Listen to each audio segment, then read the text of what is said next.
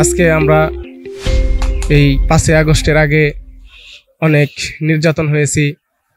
আমাদের নেতাকর্মী ওনারা মামলার শিকার হয়েছে। আমরা তবুও রাজপথে থেকেছি।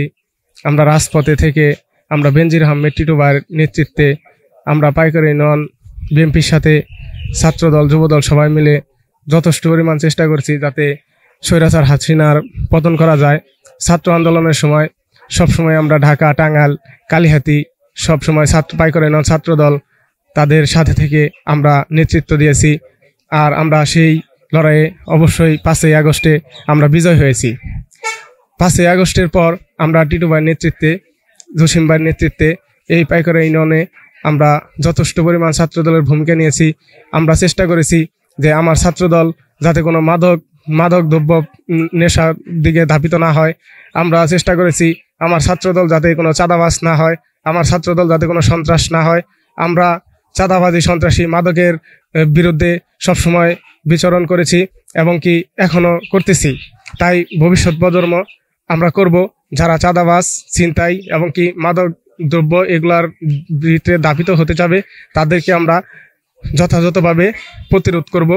আর বিগত দিনে আওয়ামী লীগ যা করেছে এই এখনো যদি ওরকম স্বৈরাচারী মনোভাব কোনো ছাত্রলীগ, ওটা তো নিষিদ্ধই, তারপরেও কোনো ছাত্রলীগ যদি পেয়ে এখনো যদি জানান দিতে চায় আমরা তাদেরকে যথাযথ প্রতিরোধ করার মতো পাইকারি ইউনিয়ন ছাত্রদল যথেষ্ট শক্তিশালী এবং ওইরকম মনোভাব রাখে যে তাদেরকে প্রতিরোধ করতে পারবো।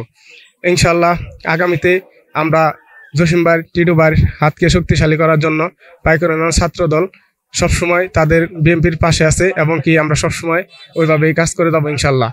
দেশনায়ক তারেক রহমানের হাতকে শক্তিশালী করার জন্য আমরা সর্বদাই প্রস্তুত আছি।